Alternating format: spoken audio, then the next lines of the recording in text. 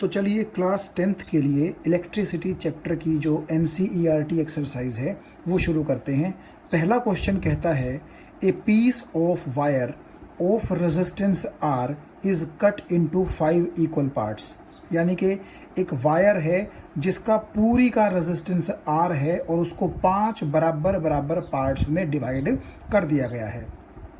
उसके बाद इन पार्ट्स को पैरेलल में कनेक्ट कर दिया गया है और मान लीजिए इस पैरेलल कॉम्बिनेशन का जो इक्विवेलेंट रेजिस्टेंस है वो R प्राइम है। तो आपको R और R प्राइम का रेशो बताना है कि इन चारों में से क्या होगा। तो सॉल्यूशन में आप देखिएगा ये एक पूरी की पूरी वायर है जिसका रेजिस्टेंस R है और आप जैसा देख सकते हैं 1 2 3 4 5 बराबर बराबर पार्ट्स में इसे तोड़ लिया गया है। हालांकि अभी ये टूटे हुए पार्ट्स इकट्ठे ही जुड़े हैं। यहाँ पर आप देखिए मैंने उनको अलग अलग कर दिया है। तो आप ये देखिए कि अगर पूरी की पूरी वायर का रेजिस्टेंस R है तो एक पार्ट का रेजिस्टेंस नेचुरली उस R का 1/5 ही तो होगा। तो पहला पार्ट है उसका रेजिस्टेंस R/5, दूसरा पार्ट है उसका भी resistance R/5 and so on. क्यों? पूरा रेजिस्टेंस 5 पार्ट्स में टूट गया है तो हर एक पार्ट का रेजिस्टेंस R/5 होगा। फिर इस पूरी की पूरी वायर के ये जो R/5 के 5 टुकड़े हैं इनको इस तरह से पैरेलल में जोड़ा गया है। ठीक है, अब देखिए आप ऐसा मान लीजिए कि ये जो टुकड़ा है यहाँ से लेकर के यहाँ तक जिसका रेजिस्टेंस R/5 है, आप इसको एक वायर का टुकड़ा ना मान करके R/5 ओहम रेजिस्टेंस का एक रेजिस्टर मान लीजिए। भाई ये जो टुकड़ा है यहाँ से लेकर के यहाँ, अगर इसका रेजिस्टेंस R/5 है तो मैं ये भी तो बोल सकता हूँ कि इस टुकड़े की जगह इस तरह से आप एक रेजिस्टेंस लगा करके दिखा दीजिए जिसका रेजिस्टेंस कितना हो, R/5 हो। बात तो एक ही है। सिमिलरली आप देखिएगा ये जो पांचों टुकड़े हैं मैंने 5 रेजिस्टेंसेस के तौर पर दिखा दिए हैं ताकि आपको एक फीलिंग आ सके कि वायर के टुकड़े ना जुड़ करके रेजिस्टेंसेस ही कहाँ जुड़े हैं, पैरेलल में। और आपको एक चीज मालूम है, पैरेलल कॉम्बिनेशन का जो टोटल रेजिस्टेंस होता है अगर मैं उसको RP मान लूं तो 1/RP किसके बराबर होता है, 1/R1 + 1/R2 and so on. और क्योंकि 5 रेजिस्टर्स हैं मेरे पास तो लास्ट में क्या आ जाएगा, 1/R5। और R1 R2 R3 R4 R5 ये क्या है, रेजिस्टेंसेस की वैल्यूज जो कि आप देखिएगा सब की सब बराबर हैं। तो R1 की जगह भी R/5 और आगे भी आपके यही वैल्यूज आप पुट कर देंगे। फिर ये 5 ऊपर चला जाएगा हर एक में से, R नीचे रह जाएगा और जब आप इसको सॉल्व करेंगे LCM R आ जाएगा, ऊपर आपका 25 आ जाएगा।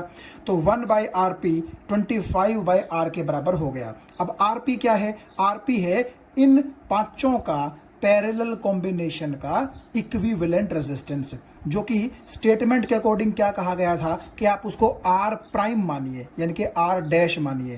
तो इसीलिए मैं RP की जगह R डैश रखता हूं। क्यों? क्योंकि जो बुक कहेगी हमें मानना तो वही पड़ेगा ना। हालांकि मैंने सिर्फ फॉर्मूला लगाने के लिए RP मान लिया था इसको। RP का मतलब पैरेलल का हमारा टोटल रेजिस्टेंस।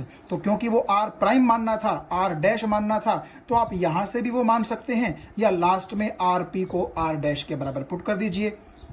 तो 1/RP की जगह 1/R डैश और 25/R की जगह 25/R। और हमें रेशो किसका निकालना था, R और R डैश का रेशो निकालना था। तो इसलिए ये R यहाँ आ गया, ये 1 यहाँ आ गया, तो रेशो आ गया 25/1। तो आप देखिएगा ऑप्शंस में, आप ध्यान से देखिएगा, ऑप्शन डी जो है आपका करेक्ट आंसर है 25। तो क्वेश्चन नंबर 2 में कह रहा है which of the following terms does not represent electrical power in A circuit. यहां ध्यान से पढ़िएगा, डज नॉट रिप्रेजेंट यानी कि इन चारों ऑप्शंस में से आपको यह बताना है कि कौन सा फॉर्मूला इलेक्ट्रिकल पावर को रिप्रेजेंट नहीं करता है। आप ये देखिए ऊपर मैंने पावर के तीनों फॉर्मूले लिख दिए हैं। तो नेचुरली तीनों के तीनों फॉर्मूले इन चारों ऑप्शंस में से आपको मिलेंगे ही मिलेंगे। केवल एक ऑप्शन जो होगा वो इनकरेक्ट होगा और वो आप देख सकते हैं, ये जो बी ऑप्शन है ये IR² है। तो क्योंकि पावर जो है वो इन तीनों के बराबर होती है, या फिर आप यहाँ देखें तो आई स्क्वायर आर के बराबर होती है। ठीक है, तो आई स्क्वायर आर भी यहाँ पर है, वी स्क्वायर अपॉन आर भी है, वी इंटू आई भी है, लेकिन ये जो बी है ये तो पावर का फॉर्मूला नहीं है ना। तो इसका मतलब है क्वेश्चन नंबर 2 का करेक्ट आंसर क्या आएगा, बी, के इन चारों में से ये जो बी है ये पावर का फॉर्मूला रिप्रेजेंट नहीं करता है। तो आइए चलते हैं क्वेश्चन नंबर 3 की तरफ। इसमें लिखा है कि एक इलेक्ट्रिक बल्ब है जिसको 220 वोल्ट की वोल्टेज पर अगर ऑपरेट करवाया जाए तो उसकी पावर 100 वाट होती है, और आपसे पूछा गया है कि अगर उसको 110 वोल्ट की वोल्टेज पर ऑपरेट करवाया जाए तो बताइए वो कितनी पावर कंज्यूम करेगा। अब कई बच्चे इसमें ये सोचेंगे कि जब वो 220 वोल्ट पर था तो पावर 100 वाट थी, तो यदि वो 110 वोल्ट पर काम करेगा तो वोल्टेज क्योंकि आधी हो गई है तो शायद पावर भी आधी हो जाएगी, और कई बच्चे सोचेंगे कि ये 50 वाट आंसर आएगा। ऐसा नहीं है, ज़रा ध्यान से इस चीज़ को देखिएगा। बड़ा अच्छा ये क्वेश्चन है, जो हमारे एग्ज़ाम्स हैं उनमें भी इसके आने के चांसेस बड़े ज़्यादा रहते हैं। देखो सॉल्यूशन पे आप अगर ध्यान दें तो पहले आप इन दोनों चीज़ों को उठाइए कि जब वोल्टेज 220 वोल्ट है तो पावर कितनी है, 100 वाट। यहाँ इसको लिख लिया कि वोल्टेज 220 वोल्ट है, पावर 100 वाट है। तो रेजिस्टेंस कितना होगा बल्ब का, ये हमें निकाल लेना है।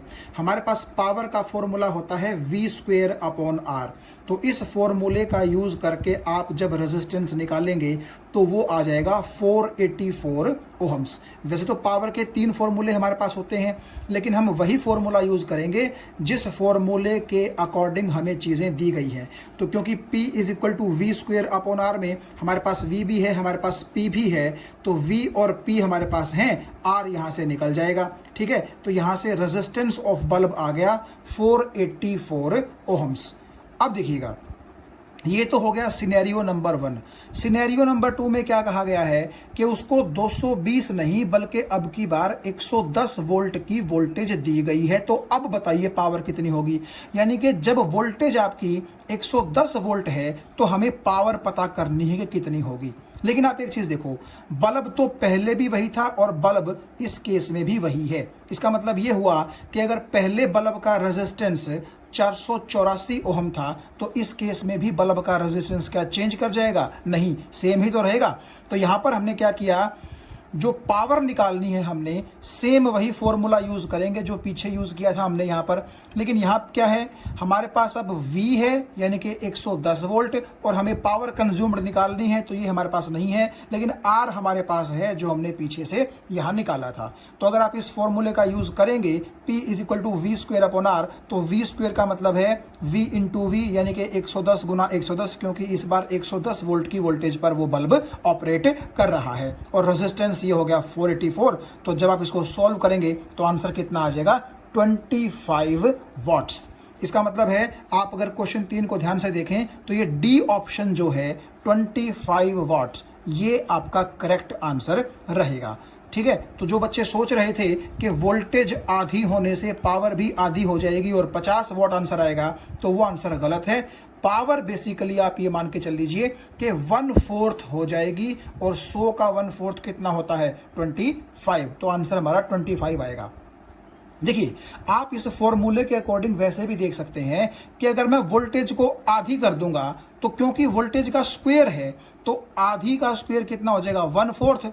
तो इसका मतलब है कि पावर आपकी 1/4 हो जाएगी। देखिएगा इस फॉर्मूले का तो आप थोड़ा सा एक बार ध्यान से ऐसे देख लीजिए, और अगर मैं आपको बोलूं कि V की जगह अब वोल्टेज V/2 हो गई है, तो क्योंकि वोल्टेज का स्क्वायर है तो अब की बार वोल्टेज अगर V/2 है तो V/2 का स्क्वायर हमारे पास हो जाएगा, नीचे R तो R ही रहेगा, और P is equal to this much, ये आपका यूं का यूं रह जाएगा।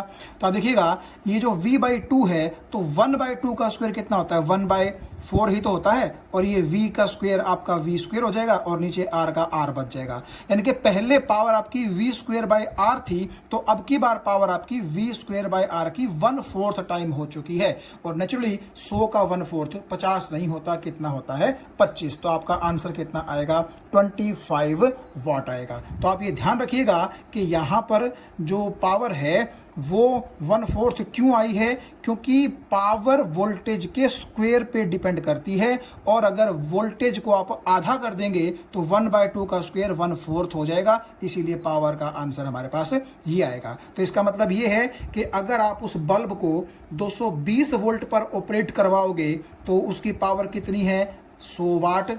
और अगर आप उसको 110 वोल्ट पर ऑपरेट करवाओगे तो उसकी पावर कितनी हो जाएगी? 25 वाट। तो चलते हैं क्वेश्चन नंबर 4 की तरफ, जिसमें कहा गया है कि 2 कंडक्टिंग वायर्स हैं, सेम मटेरियल, यानी कि अगर एक कॉपर की है तो दूसरी भी कॉपर की होगी, सेम मटेरियल है, सेम लेंथ है और सेम डायामीटर है। डायामीटर सेम होने का मतलब है कि दोनों की मोटाई कैसी है? सेम, यानी कि एरिया ऑफ क्रॉस सेक्शन भी कैसा होगा? सेम होगा। तो देखिए, ये जो फॉर्मूला हमने पढ़ा था R = ρl/a, तो आपको पता है रो का मतलब है रेजिस्टिविटी, और रेजिस्टिविटी सेम रहती है अगर मटेरियल सेम हो तो क्योंकि मटेरियल सेम है इसलिए दोनों केसेस की रेजिस्टिविटी सेम है। अब लेंथ और जो एरिया ऑफ क्रॉस सेक्शन है वो वैसे ही सेम है दोनों के, क्योंकि लेंथ तो यहाँ पर बोली ही गई है सेम, और इक्वल डायमीटर का क्या मतलब है कि जितनी मोटाई वायर 1 की है उतनी ही मोटाई वायर नंबर 2 की है, यानी कि रेडियस भी दोनों की बराबर होगी, तो πr² एरिया भी दोनों का कैसा होगा? बराबर होगा। तो कुल मिलाकर के आप ये भी बोल सकते हैं कि जब सब कुछ सेम है तो दोनों वायर्स का रेजिस्टेंस भी कैसा होगा? सेम होगा। तो मैंने मान लिया कि पहली वायर का रेजिस्टेंस अगर R है तो दूसरी वायर का भी रेजिस्टेंस क्या है? R है। यहां तक की इंफॉर्मेशन कंप्लीट। अब उसके बाद कह रहा है कि these 2 conducting wires are first connected in series. देखिए, आप ऐसा मान लीजिए कि 2 ये वायर्स हैं जिनका रेजिस्टेंस R है और इसका भी R है, सेम रेजिस्टेंस है। तो आप दोनों को R रेजिस्टेंस की वायर ना मान करके R रेजिस्टेंस का एक रेजिस्टेंस मान लीजिए, ठीक है। तो पहले दोनों को सीरीज में जोड़ा गया है, तो मैंने इसलिए दोनों वायर्स ना दिखा करके 2 R ओहम के रेजिस्टेंसेस दिखा दिए।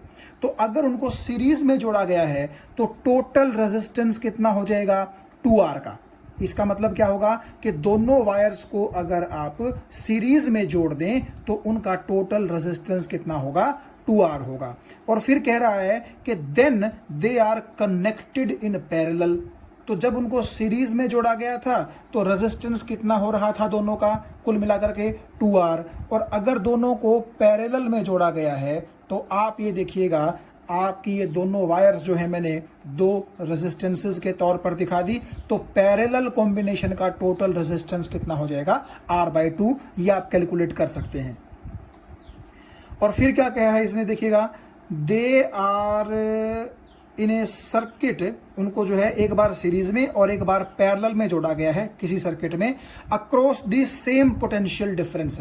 यानी कि जब दोनों को सीरीज में जोड़ा गया था तब भी पोटेंशियल डिफरेंस दोनों पर मान लीजिए V लगाया गया था, और जब दोनों को पैरेलल में जोड़ा गया था तब भी मान लीजिए दोनों के ऊपर पोटेंशियल डिफरेंस यानी कि बैटरी V वोल्ट की ही जोड़ी गई थी। यानी कि सीरीज कॉम्बिनेशन भी दोनों वायर्स का और पैरेलल कॉम्बिनेशन भी दोनों वायर्स का सेम वोल्टेज V के अक्रॉस जोड़ा गया है। अब ये क्या पूछ रहा है? Ratio of the heat produced in series and parallel combinations would be, यानी कि जो हीट पैदा होगी सीरीज कॉम्बिनेशन में और जो पैरेलल कॉम्बिनेशन में पैदा होगी उनका आपको रेशियो बताना है इन चारों में से। तो इसको मैं थोड़ा सा एक बार साइड पे रख देता हूं और हम इस क्वेश्चन को जो है वो सॉल्व करते हैं। देखिए, यहाँ आप देखिए, जब दोनों वायर्स को सीरीज में जोड़ा गया था तो टोटल रेजिस्टेंस कितना आया था? 2R। तो मान लीजिए यहाँ पर 2R का ये मैंने रेजिस्टेंस दिखा दिया, और यहाँ इसके दोनों टर्मिनल्स के ऊपर एक वोल्टेज V जोड़ दी। और जब दोनों को पैरेलल में जोड़ा गया था तो उनका टोटल रेजिस्टेंस R/2 आया था। तो यहाँ आप देखिएगा, एक रेजिस्टेंस R/2 के ऊपर भी इसके 2 टर्मिनल्स के बीच भी मैंने पिछली बार की तरह ही V वोल्टेज की बैटरी जोड़ी है।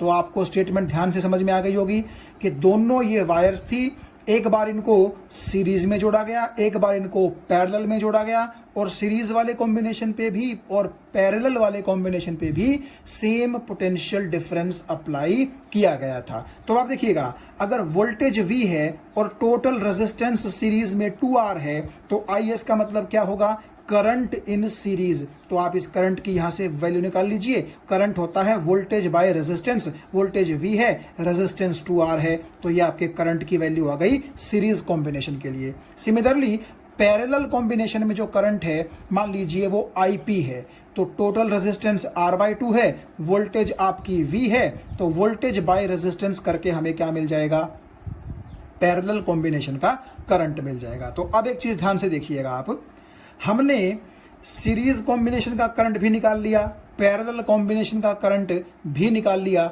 अब हीट का फॉर्मूला क्या होता है, हीट का फॉर्मूला होता है I²RT। ये बात आपको समझ में आ गई।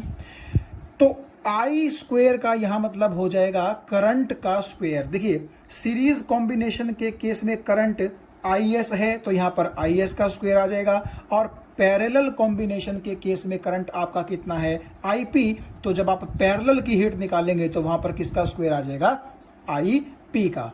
और हीट के फॉर्मूले में ये जो R होता है, ये क्या होता है, टोटल रेजिस्टेंस। तो सुनिए, अगर आप सीरीज की बात कर रहे हैं तो यहां आप RS लगा सकते हैं कि RS का क्या मतलब होगा, सीरीज वाला टोटल रेजिस्टेंस, और यहां पर आप लगा सकते हैं RP के पैरेलल वाला टोटल रेजिस्टेंस। तो आप एक बार देखिएगा, IS की जगह आप ये वैल्यू पुट कर दीजिए, तो IS की जगह ये वैल्यू पुट कर दी, स्क्वायर की जगह स्क्वायर आ जाएगा, और सीरीज का रेजिस्टेंस आप देखिए 2R है, तो R की जगह आपका यहाँ 2R आ जाएगा। T का मतलब है कि कितने टाइम तक करंट जो है वो फ्लो करता है, वो मान लीजिए दोनों में सेम टाइम T तक ही फ्लो करता है। तो ये पैरेलल की जो हीट है उसका क्या फॉर्मूला हो जाएगा, आपका IP का स्क्वायर जो है, तो IP की जगह ये वैल्यू आप रख देंगे, इसका स्क्वायर हो जाएगा। RP का मतलब टोटल रेजिस्टेंस इन पैरेलल, वो आपका R/2 है, तो RP की जगह R/2 आ जाएगा, T की जगह T आ जाएगा। तो ये जब आपने देखा फॉर्मूला लगा करके, तो ये आ गई आपकी हीट सीरीज कॉम्बिनेशन के केस की, और ये आ गई आपकी हीट पैरेलल कॉम्बिनेशन के केस की। उसके बाद अगर हम आगे चले थोड़ा सा, हमसे रेशो पूछा गया था किसका, सीरीज वाली हीट और पैरेलल वाली हीट का। तो ऊपर रखें सीरीज वाली हीट, उसका फॉर्मूला, नीचे रखें पैरेलल वाली हीट, उसका फॉर्मूला, और बाद में जब आप उसको सॉल्व करेंगे तो आप ये देखिएगा कि आंसर कितना आएगा हमारे पास, 1:4, जो कि C ऑप्शन है। मैं अगर यहाँ पर आपको फिर से दिखाने की कोशिश करूँ, ये देखिएगा C जो ऑप्शन है 1:4, ये हमारा आंसर आ जाएगा। कैसे आएगा, देखिए T से T कट जाएगा, R से R कट जाएगा, V²/R से V²/R², सॉरी V²/R² से V²/R² कट जाएगा। ऊपर बचेगा 2/4 यानी कि 1/2, और नीचे बचेगा 4/2 यानी कि 2/1। तो ये आपका जब 2 नीचे आ जाएगा, 1 ऊपर चला जाएगा, तो रेशो आ जाएगा आपका 1:4। तो ये आपका आंसर आ जाएगा। तो क्वेश्चन नंबर 5 में देखिए क्या पूछ रहा है, how is a volt meter connected in the circuit to measure the potential difference between 2 points. और ये चीज़ मैं आपको पहले बता चुका हूं कि वोल्ट मीटर हमेशा पैरेलल कॉम्बिनेशन के अंडर जुड़ता है। तो आपका क्वेश्चन 5 का सीधा सीधा आंसर क्या हो जाएगा कि in order to measure the potential difference between 2 points, voltmeter is always connected in parallel combination। तो क्वेश्चन नंबर 6 में देखिए, कह रहा है कि एक कॉपर वायर है जिसका डायामीटर 0.5 mm है, मिलीमीटर है। तो देखिए डायामीटर हो गया 0.5 mm, रेडियस हो जाएगी उसकी हाफ, और मिलीमीटर को हमें किस में कन्वर्ट करना पड़ेगा, मीटर में। आप जानते हैं कि मिली का मतलब होता है 10⁻³ तो इसीलिए इतने मिलीमीटर के इतने क्या बन जाएंगे, मीटर बन जाएंगे। तो अगर आपने रेडियस निकाल ली है तो एरिया तो सर्कुलर ही होता है वायर का, ठीक है। तो उसका जो फॉर्मूला है वो हो जाएगा πr²। तो पाई की वैल्यू है 22/7, और रेडियस आपके पास ये है, तो इसका स्क्वायर आप कर दीजिए। एरिया ऑफ क्रॉस सेक्शन आपके पास मीटर स्क्वायर में आ जाएगा इतना। 19.64 गुना 10⁻⁻8 मीटर स्क्वायर। तो ये एरिया हमने उस कॉपर वायर का निकाल लिया जिसका डायामीटर इतना था, 0.5 mm था। तो उसका एरिया ऑफ क्रॉस सेक्शन हमने निकाल लिया। रेजिस्टिविटी उसकी इतनी है, तो ये रो आपकी इतनी हो गई। ये वैल्यू मैंने यहाँ पर रख दी।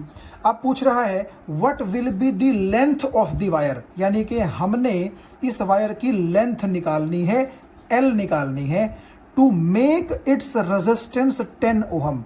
तो रेजिस्टेंस कितना दे रखा है, 10 ओहम्स दे रखा है। तो अब आप एक चीज़ देखिएगा, अगर हमने L निकालना है तो होगा क्या, होगा ये कि अगर आप इस फॉर्मूले को ध्यान से देखें, R is equal to rho L by A, तो यहाँ से L किसके बराबर हो जाएगी, R into A divide by rho. तो इस फॉर्मूले में जब आप सब वैल्यूज़ पुट कर देंगे, R की वैल्यू 10 दे रखी है, ए की वैल्यू हम ये निकाल चुके हैं, रो की वैल्यू आपको इतनी दे रखी है। ये सब वैल्यूज़ जब आप डालेंगे इस फॉर्मूले में तो आपके पास L का जो आंसर आ जाएगा वो आ जाएगा 122.75 मीटर, यानी कि जो वायर की लेंथ है वो इतनी होगी। इसी क्वेश्चन नंबर 6 का जो सेकंड पार्ट है उसमें पूछा गया है how much does the resistance change if diameter is doubled, यानी कि अगर डायामीटर को पहले के रेस्पेक्ट में डबल कर दिया जाए, दुगना कर दिया जाए, तो बताइए रेजिस्टेंस पर क्या असर पड़ेगा। देखिए इतना तो आप समझते हैं कि अगर डायामीटर को डबल कर दिया जाएगा, इसका मतलब ये है कि वायर की जो मोटाई है, उसका जो एरिया ऑफ क्रॉस सेक्शन है वो बढ़ जाएगा, और अगर वो बढ़ेगा तो नेचुरली रेजिस्टेंस क्या होगा, कम ही तो होगा। तो इस केस को हम थोड़ा सा डिटेल में देखते हैं, ध्यान से देखिएगा। आंसर लास्ट में निकालेंगे, जो कि यहाँ पर निकाल के दिखा रखा है मैंने आपको, लेकिन पूरा प्रोसेस हम जो है इसका समझते हैं। देखिए ये एक वायर है जिसका डायामीटर D है, और सेम वायर को आप यहाँ पर देखिए, यहाँ का जो डायामीटर है वो कितना है, 2D, यानी कि डायामीटर जो है वो क्या कर दिया गया है, डबल कर दिया गया है। पहले अगर डायामीटर D था पहले केस में, तो दूसरे केस में डायामीटर कितना कर दिया गया है, 2D। वायर वही की वही है, लेंथ को चेंज नहीं किया गया है। इसका मतलब ये है, बेसिकली आप ऐसा सोचिए कि इस वायर के नीचे यहाँ पर एक ऐसी बिल्कुल सेम वायर और मेल्ट करके जोड़ दी गई है। तो बेसिकली लेंथ तो सेम रहेगी, लेकिन एरिया ऑफ क्रॉस सेक्शन जो है वो क्या हो जाएगा, बढ़ जाएगा। डायामीटर D की बजाय कितना हो जाएगा, 2D। तो अब देखिएगा डायामीटर D से कितना हो चुका है, 2D हो चुका है, लेकिन लेंथ पहले भी L थी और लेंथ अब भी कितनी है, L है। रेजिस्टिविटी पहले रो थी, अब भी कितनी है, रो, क्योंकि मटेरियल तो सेम ही है, मटेरियल चेंज नहीं हुआ है। तो अब आप एक चीज़ देखिएगा, एरिया ऑफ क्रॉस सेक्शन यहाँ पर A1 मान लेते हैं, और यहाँ पर एरिया ऑफ क्रॉस सेक्शन कितना मान लेते हैं, A2, जो कि दोनों डिफरेंट है। ये एरिया ऑफ क्रॉस सेक्शन कम है, ये एरिया ऑफ क्रॉस सेक्शन ज़्यादा है। तो आगे का मैथ यहाँ करने से पहले ज़रा इस चीज़ पर आप ध्यान दीजिएगा एक बार। मैंने लिखा है कि जो एरिया है उसका फॉर्मूला होता है पाई इंटू रेडियस का स्क्वायर। ये बात ठीक है। अब रेडियस क्योंकि डायामीटर बाय 2 के बराबर होती है, तो एरिया का फॉर्मूला अगर आप डायामीटर की टर्म में रखेंगे तो क्या होगा, देखो डायामीटर का स्क्वायर है और 2 का स्क्वायर क्या हो जाएगा, 4। तो ये आपके एरिया का फॉर्मूला आ जाएगा pi into square of diameter divide by 4। ये वही फॉर्मूला है, जस्ट यहाँ पर रेडियस की टर्म्स में है और यहाँ पर डायामीटर की टर्म्स में है। क्यों? क्योंकि यहाँ पर डायामीटर की बात हो रही है, इसलिए मैंने फॉर्मूले को रेडियस से निकाल करके डायामीटर में ही कन्वर्ट कर लिया, ताकि हमें इसका डायामीटर और इसका डायामीटर सीधा ही यहाँ पुट करना पड़े, कोई डिवाइड नहीं करना पड़े हमें रेडियस निकालने के लिए। तो सुनिए, जैसे कि बाकी पैरामीटर की बात हम कर चुके थे कि इसका डायमीटर D है, इसका 2D है, इसका रेजिस्टिविटी इसकी रो है, इसकी भी आप देखिए रो है, लेंथ L सेम है। तो अब हम देखेंगे कि एरिया जो है वो दोनों का किस तरह से आप निकालेंगे। और एक बात और है, देखिएगा क्योंकि इसका एरिया ऑफ क्रॉस सेक्शन कम है, इसका एरिया ऑफ क्रॉस सेक्शन ज़्यादा है, तो रेजिस्टेंस भी दोनों के कैसे होंगे, अलग अलग होंगे। इसका R1 मान लिया और इसका रेजिस्टेंस R2 मान लिया, और क्योंकि इसका एरिया ऑफ क्रॉस सेक्शन ज़्यादा चौड़ा है तो R2 आप जानते हैं कम होगा, और क्योंकि इसका एरिया ऑफ क्रॉस सेक्शन कम है तो R1 कैसा होगा, ज़्यादा होगा। तो चलिए एरिया की बात करते हैं। तो इसका area of cross section A1, इसका area of cross section A2। अब जो ये फॉर्मूला है कि एरिया है पाई इंटू डायामीटर का स्क्वायर बाय 4, तो यहाँ पर आप देखिए पहले केस में डायामीटर D है तो यहाँ पर सिंपली D रख दीजिए, तो पाई D स्क्वायर बाय 4 ये आपके पास आ जाएगा पहली वायर का एरिया, यानी कि वायर तो वही है बेसिकली, पहले केस में एरिया आपके पास इतना आ जाएगा। दूसरे केस में क्या होगा, आप अगर देखें यहाँ डायामीटर की जगह मुझे 2D पुट करना पड़ेगा, क्योंकि इस केस में डायामीटर 2D हो चुका है। तो 2D का स्क्वायर आप जब यहाँ पुट करेंगे तो आप देखिएगा सोल्व करने के बाद आपके पास एरिया आ जाएगा पाई इंटू D स्क्वायर। तो ये बात आपको समझ में आ गई होगी कि पहले केस में एरिया है पाई D स्क्वायर बाय 4 और दूसरे केस में एरिया है simply pi into D square. तो अब देखिएगा रेजिस्टेंस का जो फॉर्मूला हमने पढ़ा था वो होता है रो L बाय A। तो अगर इसका रेजिस्टेंस R1 है तो यहाँ रेजिस्टेंस की जगह R1 आ जाएगा, रेजिस्टिविटी रो है तो रो आ जाएगी, लेंथ L है तो L आ जाएगी, और area of cross section A1 है तो A1 की जगह A1 आ जाएगा, एरिया की जगह A1 आ जाएगा। अगर यही फॉर्मूला R का मैं यहाँ लगाऊं तो यहाँ का रेजिस्टेंस R2 है तो R1 की बजाय यहाँ पर क्या आ जाएगा, R2, और रो तो दोनों केसेस में सेम रहेगी क्योंकि सेम वायर है, तो यहाँ भी रो था यहाँ भी रो था। L भी सेम है तो यहाँ भी L थी लेंथ, यहाँ भी L थी, तो फॉर्मूले में यहाँ भी L आ जाएगा, पीछे भी L ही थी। लेकिन अब देखिएगा आप एरिया चेंज हो चुका है, तो क्योंकि रेजिस्टेंस का फॉर्मूला होता है रो L बाय A, तो इस केस में तो यहीं का एरिया आएगा ना, तो वो A2 आ जाएगा आपका।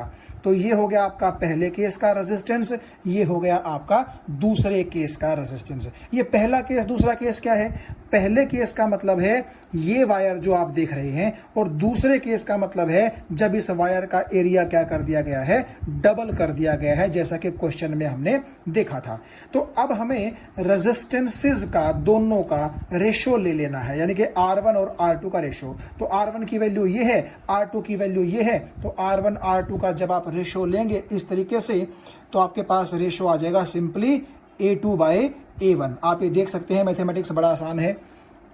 A2 की जगह आप ये वाली वैल्यू पुट कर दीजिए, A1 की जगह आप ये वाली वैल्यू पुट कर दीजिए। तो जब आप इसको सॉल्व करेंगे तो ये रिलेशन आपका R1 और R2 के बीच में आ जाएगा। तो R2 जो है वो R1 बाय 4 के बराबर हो जाएगा, यानी कि R2 का मतलब है इस केस का रेजिस्टेंस और R1 का मतलब है इस केस का रेजिस्टेंस। और ये तो हम देख ही रहे थे कि क्योंकि यहाँ पर एरिया ऑफ क्रॉस सेक्शन थोड़ा सा चौड़ा हो चुका है तो इसलिए इस केस का रेजिस्टेंस कम आएगा, तो R2 कम आना चाहिए था ना। तो यहाँ पर भी देखिए R2 जो है वो R1 का 1/4 होगा, यानी कि कम ही तो है। और क्वेश्चन नंबर 6 में आप ध्यान से अगर दोबारा स्टेटमेंट पढ़ें तो 10 ओहम उस वायर का रेजिस्टेंस दे रखा था। कब, जब आपने उसका एरिया उसका जो डायमीटर है वो डबल नहीं किया था, ठीक है। और जब आपने डबल कर दिया था तो मान लीजिए कि रेजिस्टेंस कितना हो गया उसका, R2 हो गया। तो R2 क्योंकि R1 बाय 4 के बराबर होता है, R1 का मतलब डबल किए जाने से पहले का रेजिस्टेंस, तो वो हमें क्वेश्चन के अकॉर्डिंग 10 ओम दे रखा है, तो R1 की जगह 10 लिखिए, 4 यहाँ पर आ गया, तो R2 हो जाएगा 2.5 ओहम।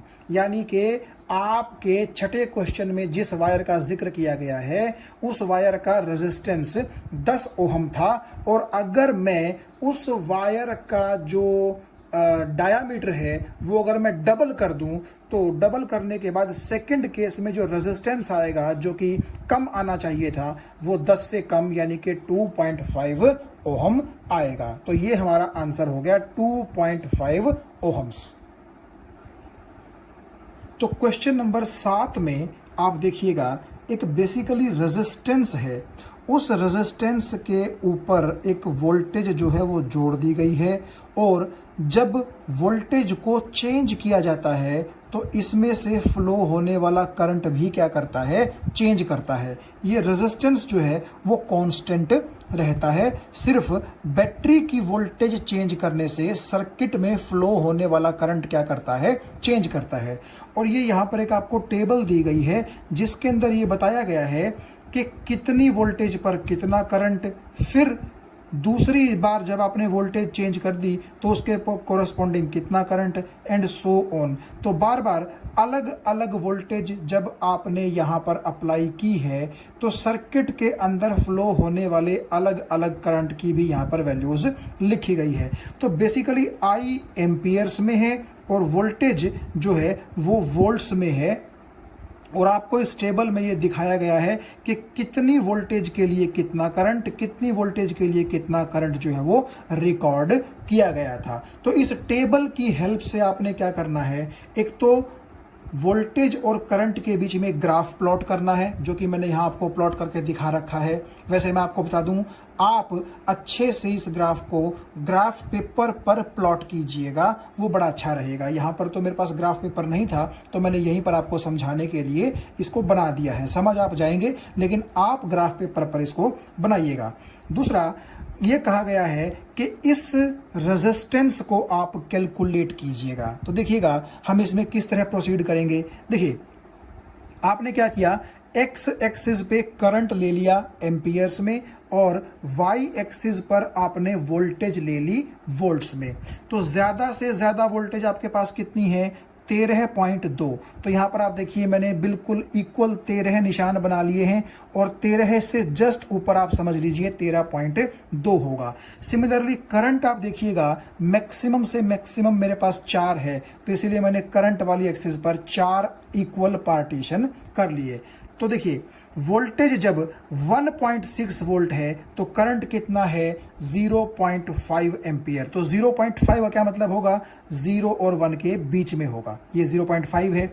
और इस 0.5 करंट के कोरस्पॉन्डिंग वोल्टेज कितनी है, 1.6। तो 1.6 नेचुरली 1.5 से थोड़ा सा ऊपर है, तो मैंने क्या किया, ये आप देखिएगा 1 का मार्क है वोल्टेज पर, ये 2 का मार्क है, तो दोनों के एग्जैक्टली बीच में 1.5 होता, तो मैंने थोड़ा सा ऊपर से शुरू कर दिया है, तो आप उसको 1.6 समझिए।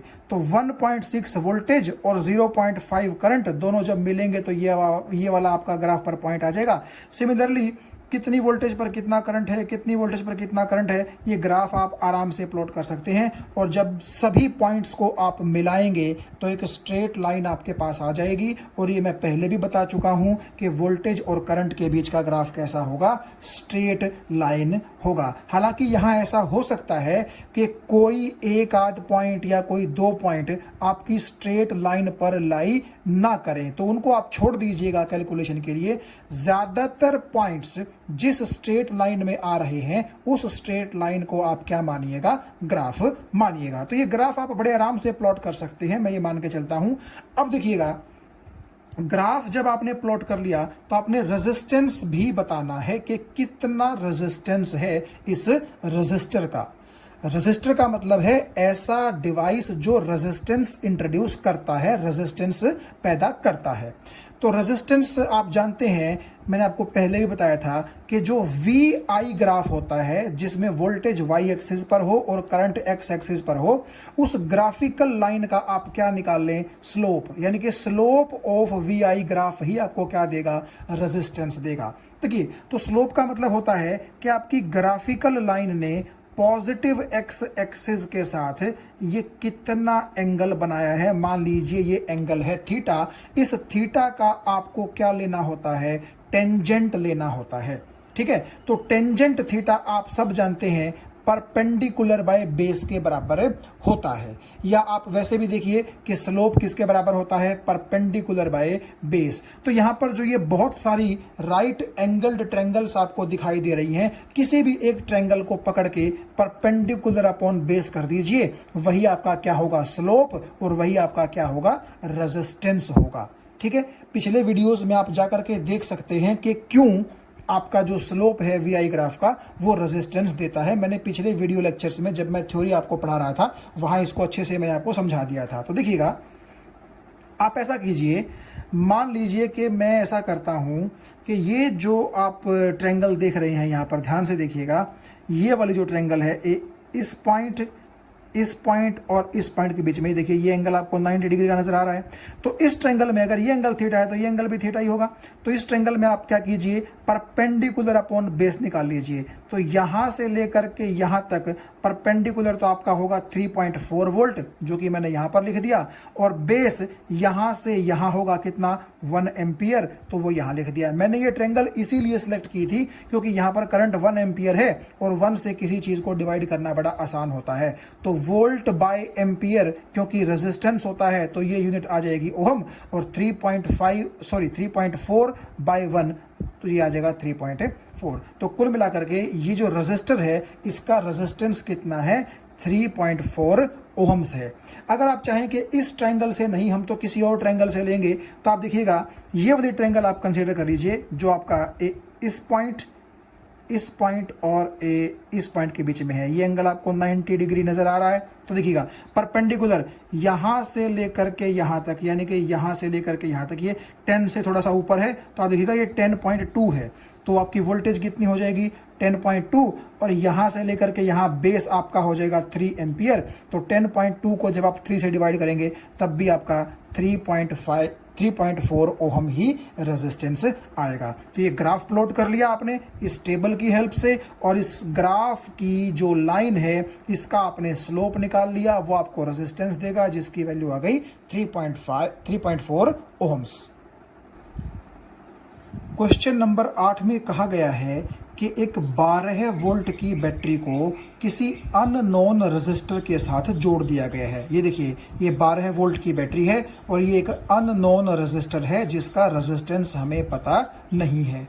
कह रहा है कि ऐसा करने से करंट जो है वो 2.5 मिली एम्पियर का फ्लो करता है सर्किट में। तो ये आई कितना हो गया, 2.5 मिली एम्पियर। और आप एक काम कीजिएगा कि क्योंकि करंट मिली एम्पियर में है, हमें ये एसआई में चाहिए यानी कि एम्पियर में चाहिए, तो इसको आप लिख सकते हैं 2.5, और मिली का मतलब होता है 10 की पावर -3। तो इतना एम्पियर आपका क्या हो जाएगा, करंट हो जाएगा। कह रहा है find the value of the resistance of the resistor. तो यहाँ पर सिंपली V = IR लगाइए। V की जगह 12, I की जगह ये करंट आपका एम्पियर्स में रखा, और R का मतलब है अननोन रेजिस्टर का रेजिस्टेंस, जो कि हमने R मान रखा है। तो यहाँ से आप जब सॉल्व करेंगे तो R आ जाएगा 4800 ओहम।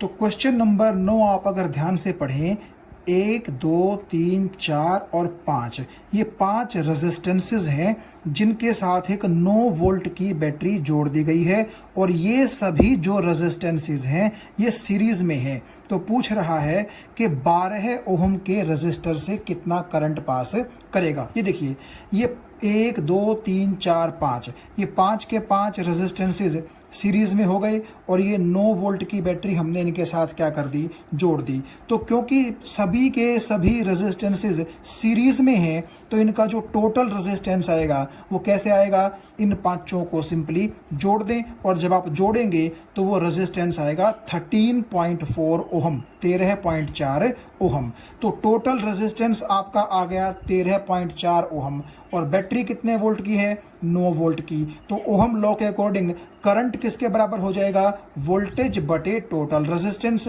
तो वोल्टेज की जगह 9 रखिए, और टोटल रेजिस्टेंस इन पांचों का जो सीरीज कॉम्बिनेशन का है वो आ जाएगा इतना, तो करंट आ जाएगा आपके पास इतना। लेकिन आपसे करंट नहीं पूछा गया था, पूछा ये गया था कि how much current would flow through the 12 ohm register. और ये हम जानते हैं कि अगर रेजिस्टेंसेस सीरीज में जुड़े हुए हों तो हर रजिस्टर में से क्या करता है, सेम करंट फ्लो करता है। तो आपका जो टोटल करंट है यही करंट हर एक रेजिस्टेंस में से पास करेगा। तो इसका मतलब है कि यहाँ पर जो पूछा गया है 12 ओहम, तो उस 12 ओहम में से भी तो इतना ही करंट पास करेगा। इनफैक्ट अगर 12 ओहम की जगह बाकी भी किसी रजिस्टर का नाम यहाँ पर लिया गया होता तो उसमें से भी क्या करता, सेम करंट ही क्या करता, फ्लो करता। तो आंसर क्या आ जाएगा, current through 12 ohm resistance will be equal to 0.67 ampere.